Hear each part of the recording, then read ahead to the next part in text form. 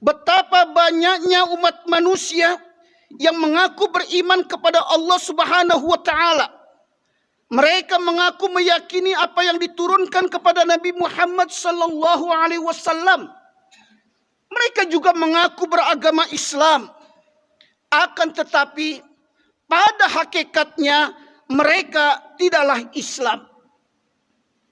Islam hanya dijadikan topeng dalam kehidupan mereka.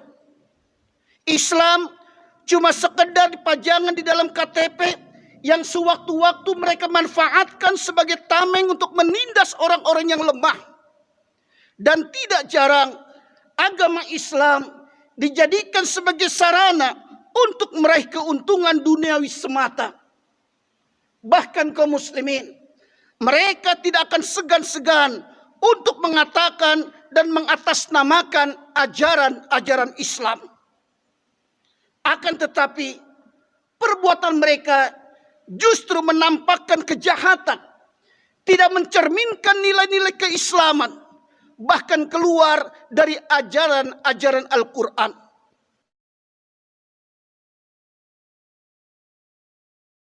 Alhamdulillah hadana subul salam wa afhamana bi syari'ati nabil karim. Ashhadu an la ilaha illallah wahdahu la syarika lah, dzul jalali wal ikram, wa ashhadu anna Muhammadan abduhu wa rasuluh. Allahumma salli wa sallim ala Muhammad wa ala alihi wa ashabihi wa man tabi'ahum bi ihsanin ila yaumiddin. Amma ba'd, fa ya ibadallah, usikum wa iyaya bitaqwallah faqad fazal muttaqun.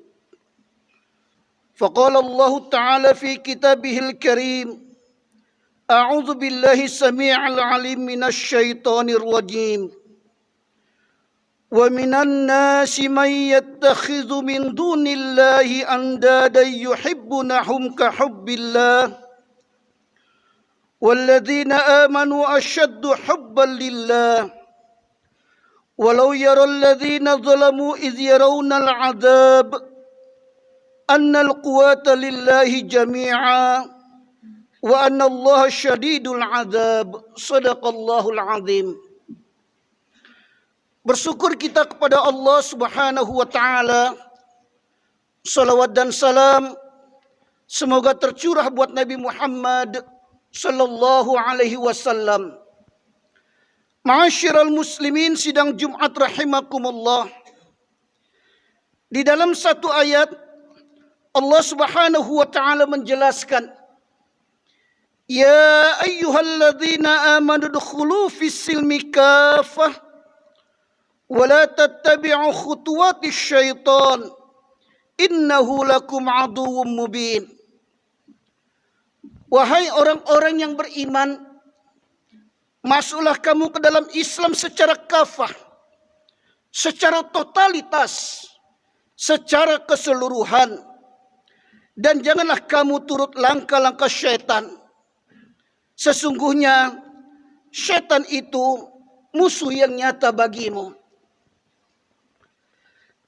Kalau kita perhatikan secara seksama, ayat ini merupakan seruan, perintah, sekaligus peringatan Allah Subhanahu wa taala yang ditujukan secara khusus kepada orang-orang yang mengaku beriman kepada Allah Subhanahu wa taala. Yakni orang-orang yang mengakui Allah sebagai Tuhan satu-satunya dan juga mengakui Muhammad selaku nabinya, agar masuk ke dalam Islam secara kafah, secara menyeluruh. Bukan hanya sekedar melaksanakan, akan tetapi memiliki kesungguhan untuk mengamalkan ajaran-ajaran Islam dalam segala aspek kehidupan tanpa terkecuali. Kenapa? Karena pengalaman telah mengajarkan kepada kita kaum muslimin betapa banyaknya umat manusia yang mengaku beriman kepada Allah Subhanahu wa taala. Mereka mengaku meyakini apa yang diturunkan kepada Nabi Muhammad sallallahu alaihi wasallam. Mereka juga mengaku beragama Islam. Akan tetapi pada hakikatnya mereka tidaklah Islam. Islam hanya dijadikan topeng dalam kehidupan mereka. Islam cuma sekedar pajangan di dalam KTP yang sewaktu-waktu mereka manfaatkan sebagai tameng untuk menindas orang-orang yang lemah. Dan tidak jarang agama Islam dijadikan sebagai sarana untuk meraih keuntungan duniawi semata. Bahkan kaum muslimin, mereka tidak akan segan-segan untuk mengatakan dan mengatasnamakan ajaran-ajaran Islam. Akan tetapi perbuatan mereka justru menampakkan kejahatan, tidak mencerminkan nilai-nilai keislaman, bahkan keluar dari ajaran-ajaran Al-Quran.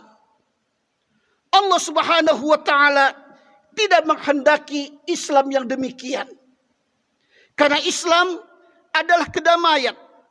Islam adalah agama yang mengajarkan tauhid secara benar kepada setiap kita, sebagaimana ajaran para nabi dan rasul.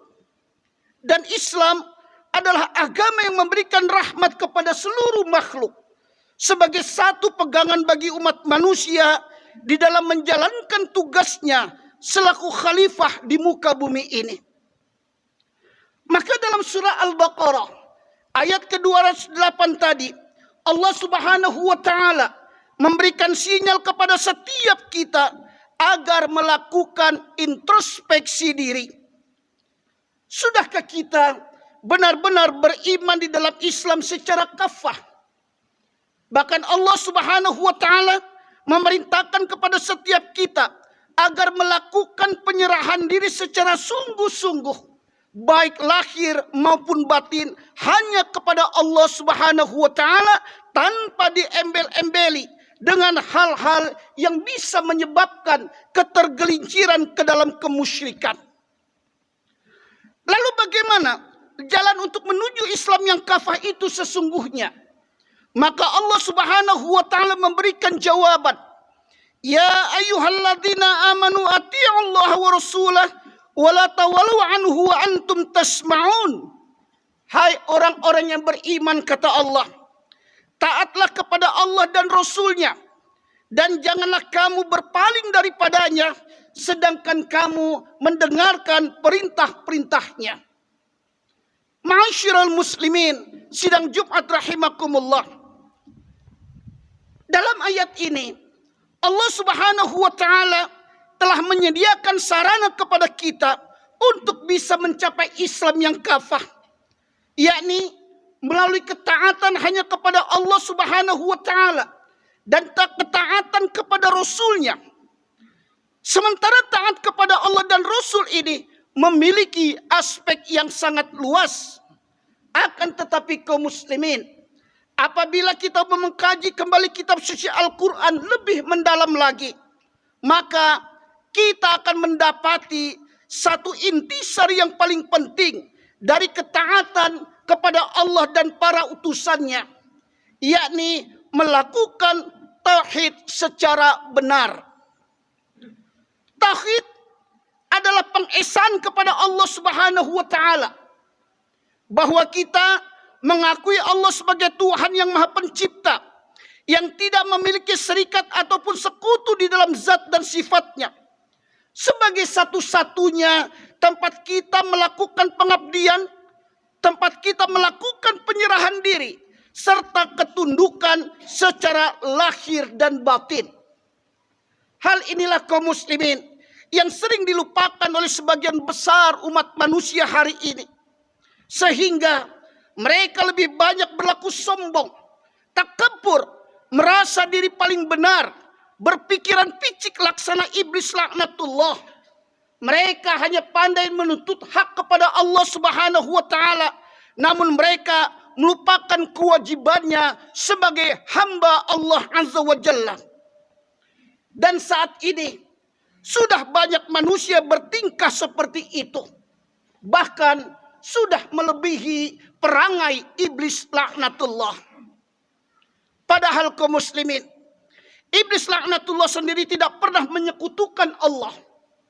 Dia hanya berlaku sombong dengan ketidakpatuhannya untuk menghormati Nabi Adam alaihissalam sebagai makhluk yang dijadikan dari zat yang dianggapnya lebih rendah dari zat yang merupakan sumber penciptaan dirinya.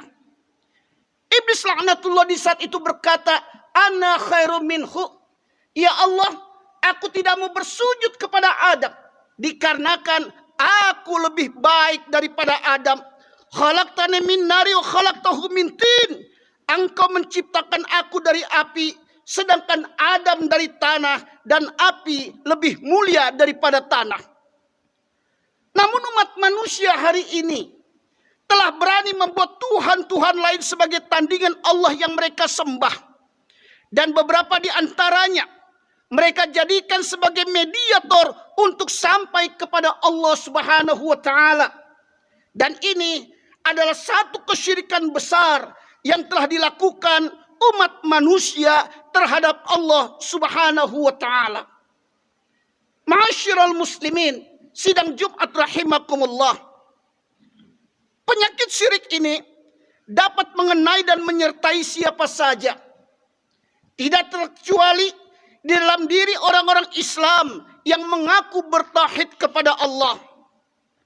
Untuk itulah Allah Subhanahu wa taala memberikan perintah internal kepada setiap kita umat Muhammad agar sebelum melakukan islamisasi kepada orang lain, maka kita harus terlebih dahulu mengislamkan diri kita secara kafah, secara keseluruhan, dengan jalan mentaati apa-apa yang sudah digariskan dan dicontohkan oleh Rasulullah Muhammad sallallahu alaihi wasallam.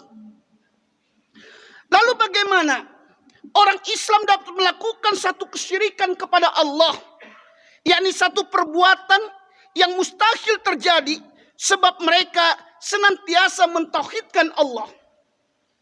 Kaum muslimin, sejarah telah mencatatkan kepada kita berapa banyaknya orang-orang Islam yang mengaku sebagai seorang muslim yang melakukan pemuja dan pengkeramatan terhadap sesuatu hal yang sama sekali tidak ada dasar dan petunjuk yang diberikan oleh Rasulullah sallallahu alaihi wasallam.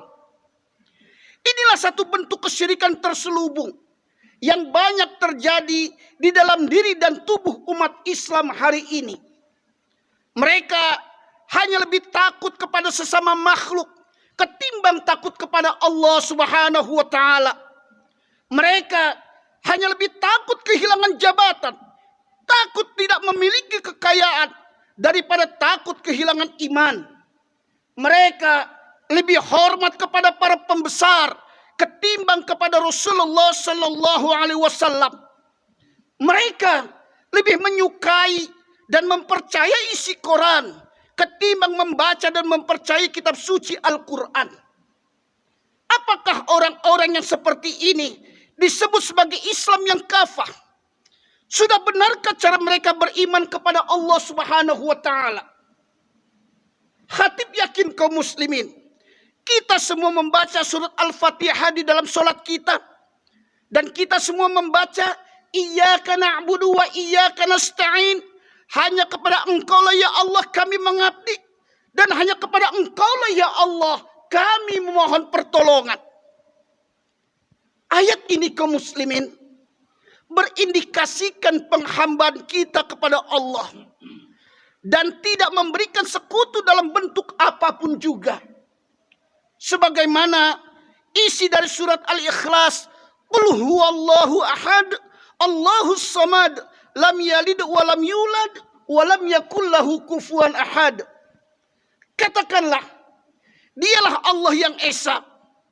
Allah adalah Tuhan yang bergantung kepadanya segala sesuatu. Allah tidak beranak dan tidak diperanakan, dan tidak ada baginya kesetaraan dengan apapun juga. Ma'asyiral muslimin sidang Jumat rahimakumullah. Namun yang sangat disayangkan, saat ini manusia masih terlalu banyak yang merasa angkuh pongah dan sombong yang hanyalah merupakan satu penutupan dari sifat kebodohan mereka semata. Sehingga dari kesombongannya itu menimbulkan kezaliman baik terhadap diri sendiri dan juga berakibat kepada orang lain, bahkan hingga kepada lingkungannya. Untuk mendapatkan kekayaan atau maupun jabatan, tidak jarang seseorang yang mengaku sebagai seorang muslim melakukan perbuatan-perbuatan tercela. Bahkan mereka tidak segan-segan pergi ke dukun ataupun paranormal, mengadakan satu upacara di tempat-tempat tertentu pada malam-malam tertentu, dan diikuti pula dengan segala macam puasa-puasa tertentu yang tidak memiliki tuntunan dari Allah dan Rasul-Nya. Apakah mereka-mereka ini masih bisa disebut sebagai seorang Islam yang kafah?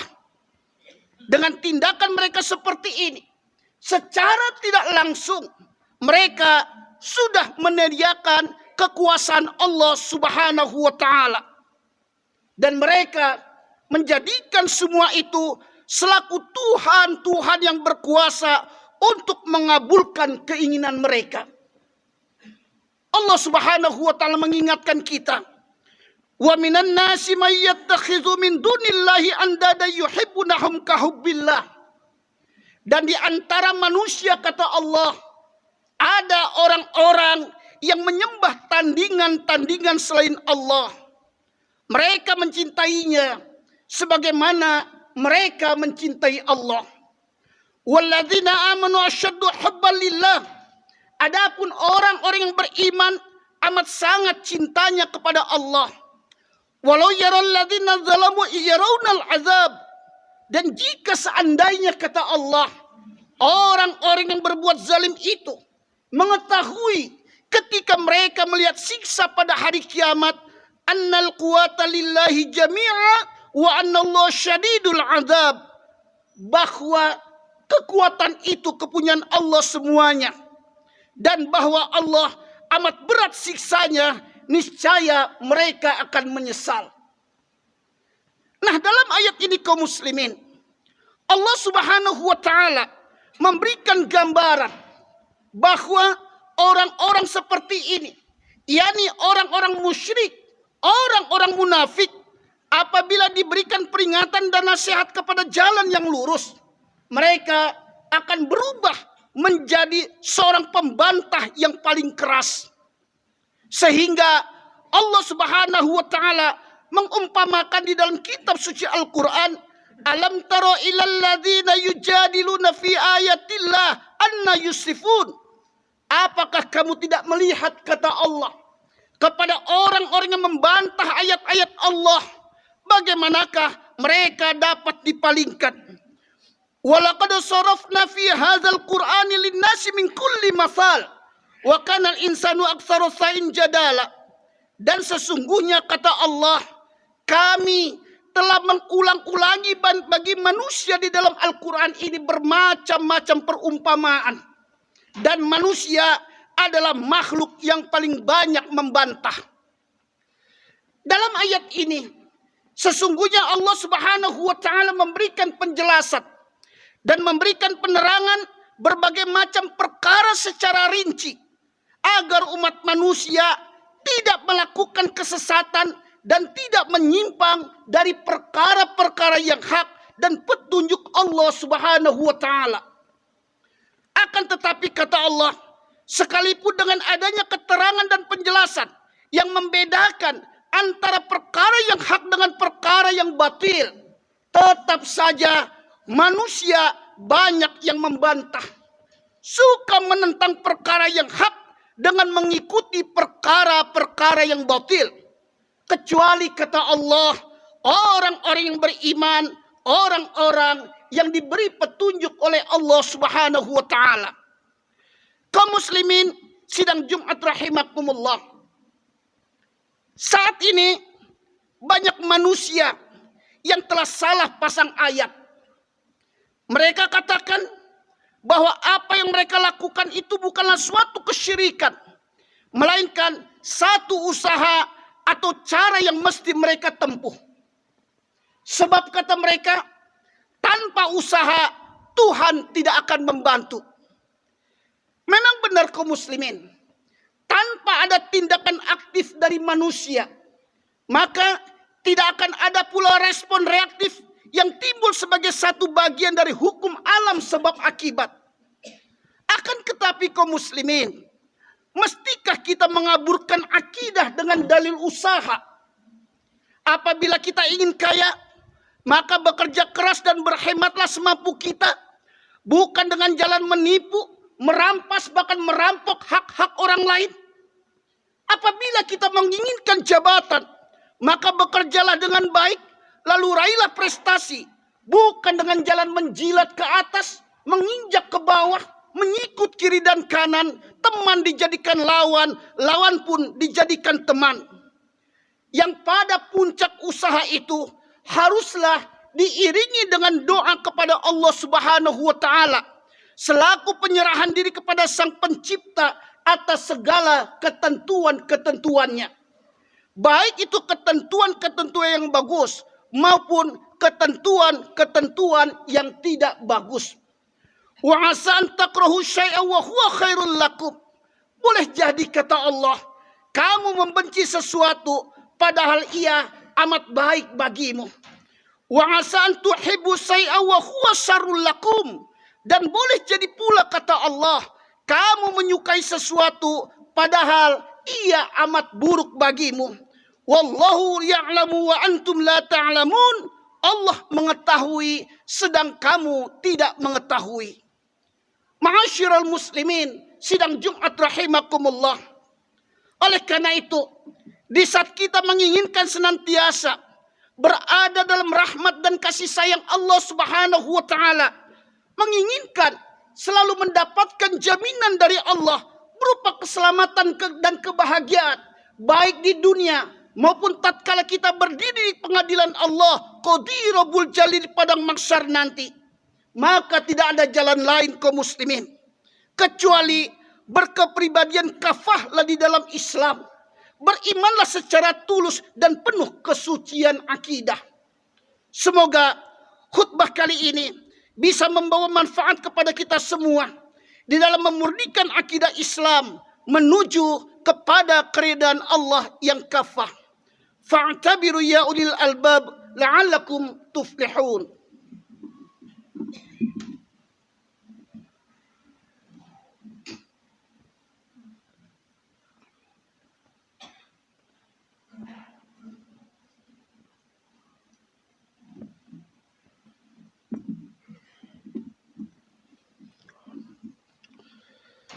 Alhamdulillahi Rabbil Alamin.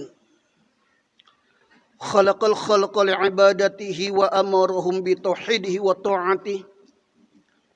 Ashhadu an la ilaha illallah wahdahu la syarika lah. Fi rububiyyatihi wa ilahiyatihi wa asma'ihi wa syifatihi. Wa ashhadu anna Muhammadan abduhu wa rasuluh. Arsalahu ila bariyatihi. Sallallahu alaihi wa ala alihi wa ashabihi alladzina saru ala nahji wa tamassaku bi sunnati wa sallama tasliman katsira amma ba'd. Fa ya ibadallah, usikum wa iyaya bi taqwallah faqad fazal muttaqun. Faqala Allah ta'ala fi kitabihil karim, a'udzu billahi samii'il 'aliim minasy syaithanir rajim. Wal 'ashri innal insana lafi khusr إلا الذين آمنوا وعملوا الصالحات وتواصوا بالحق وتواصوا بالصبر إن الله وملائكته يصلون على النبي يا أيها الذين آمنوا صلوا عليه وسلموا تسليما اللهم صل على محمد وعلى آل محمد كما صليت على إبراهيم وعلى آل إبراهيم وبارك على محمد وعلى آل محمد كما باركت على إبراهيم وعلى آل إبراهيم في العالمين إنك حميد مجيد اللهم اغفر للمسلمين والمسلمات والمؤمنين والمؤمنات الأحياء منهم والأموات إنك سميع قريب مجيب الدعوات ويا قاضي الحاجات اللهم اقسم لنا من خشيتك ما تحول به بيننا وبين معصيتك ومن طاعتك ما تبلغنا به جنتك ومن اليقين ما تحون به علينا مصائب الدنيا اللهم متعنا بأسماعنا وأبصارنا وقواتنا ما أبقيتنا اللهم ربنا آتنا في الدنيا حسنة وفي الآخرة حسنة وقنا عذاب النار عباد الله إن الله يأمر بالعدل والإحسان وإيتاء ذي القربى وينهى عن الفحشاء والمنكر والبغي يعظكم لعلكم تذكرون ولذكر الله أكبر